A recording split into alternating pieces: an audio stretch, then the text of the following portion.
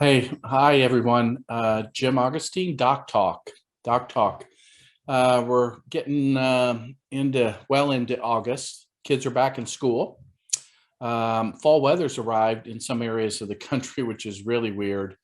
And our fire EMS people out in the West, boy, are you covering the environmental issues with wildland fires and droughts and heat and all of that. So time for thinking ahead.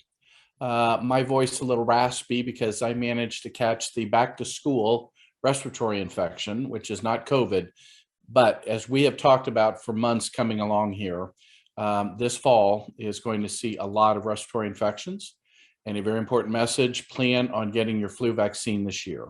Plan on getting that vaccine because the Southern Hemisphere has had a lot of respiratory infections and flu, and that's a predictor of what comes to the Northern Hemisphere for the October, November, late October, November, December timeframe. You might as well get ready for that.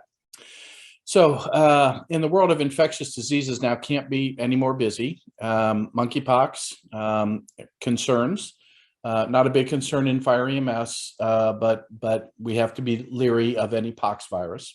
Polio, which actually is another kind of a pox virus, is back in New York City. Our first cases in this country, 40 years, and detected in what will be a new method of you learning what's going on in your community with what is called wastewater surveillance. So that's a new term.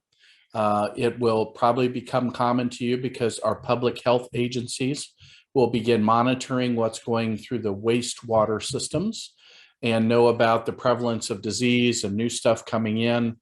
And we will learn that for every case that we know about, there's other cases that have to be going on because the wastewater is reflecting it. So that's where polio is. And polio is a terrible disease. I went to school with kids who had the terrible effects of it. So polio is a young person's virus. Since we have had less immunizations going on, and in particular less immunizations in the last couple of COVID years, we potentially could have the recurrence of many of these childhood illnesses because our younger population is not up to date on their vaccines. So we've heard about measles. We will hear about polio, and we'll hear about it more. We could hear about rubella and some of the other childhood diseases coming through. Please get your kids vaccinated. Please pay attention. COVID is still the biggest news in terms of infectious disease and what you think through. And then as we move into the fall again, respiratory infections. Let's go back to COVID and talk for a little bit about actions that you're hearing about and actions that will be taken. Treatment has been kind of meandering along, and we've talked about Paxlovid, which is the oral medicine that many people are using, including some people who are in the news, the president and Dr. Fauci and others. And you've heard about rebound. So usually viral illnesses we treat for 5 days with medicines. We try to reduce the severity of disease and reduce how long the person has the disease using oral treatments for viral infections. What we believe is happening now is that our treatment course of 5 days is too short for Paxlovid.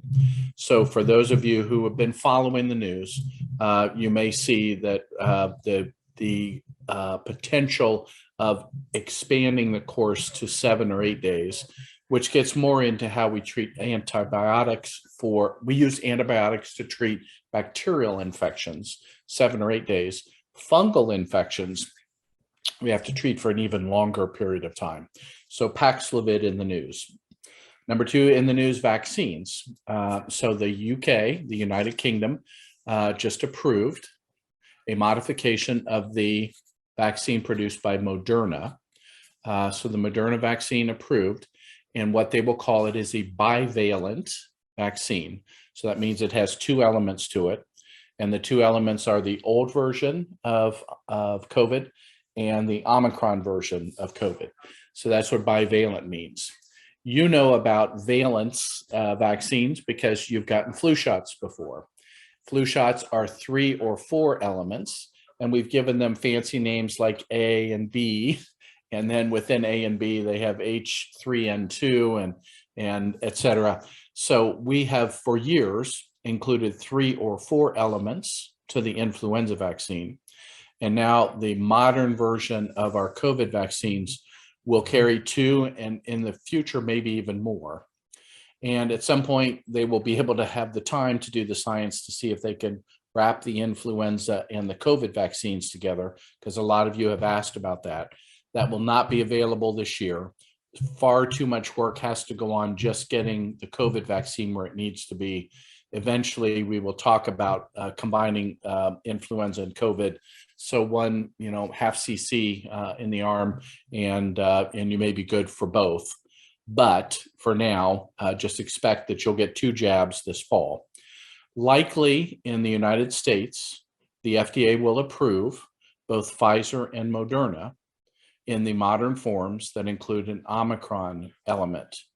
And so you will hear about that September, October, and it is likely then that many of you will make a decision to get your next booster. We've had a lot of COVID in the community, and you heard 2 weeks ago, and I wrote a couple articles about the change in the philosophy regarding COVID. And the intent is to say our modern society now needs to learn to live with this. Our job is to prevent people from getting seriously ill with it and dying from it, and protect at-risk populations, which are young and old, and occasionally people in the middle with their health care is compromised in some way. Their health is compromised in some way, and we want to protect those groups, and that's what the focus will be. We have reduced the use of masks. We've reduced social distancing requirements. They've settled in on a 5-day period of time where people need to remain in isolation with the illness. Remember, illness and isolation go together. Exposure now does not require you to go into quarantine. So exposure, quarantine. We do not have quarantine requirements. Just if you've been significantly exposed, you're asked to wear a mask, a plain surgical mask, or another low level but well-fitted mask for 5 days, so that if you happen to caught the bug and don't have the symptoms yet, you're not giving it to other people. If you then become sick, you go into isolation. That puts 5 days into you being away from other people and masked up, and that is what isolation is about. So a lot of movement going on in public health.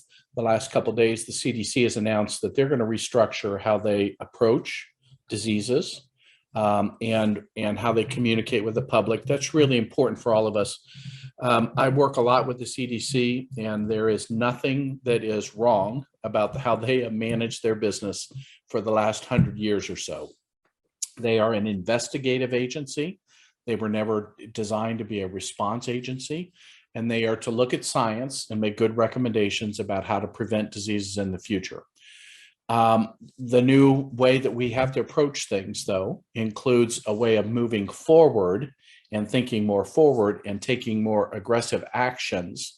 And the CDC has to move into a way of responding to certain threats by becoming more proactive and more response-oriented. That has not been their job. But now it is going to be their job. And in addition, the Department of Health and Human Services has moved one other division called ASPR. And ASPR will be another version of a response agency within Homeland Security, within Health and Human Services, to be able to react to modern threats and emerging diseases. Homeland Security also has been involved in many of our recent disease outbreaks because of the threat, very frankly, to the security of everybody in the nation and how it impacts vital things that go on.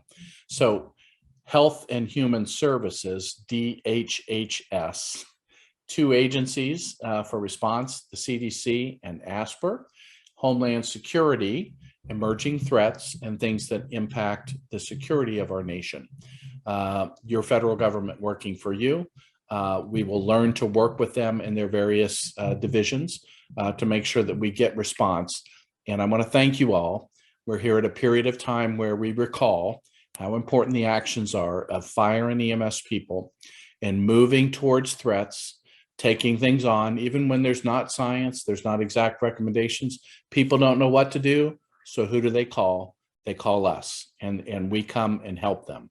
As we move, frankly, towards September 11th, really important that you remember that.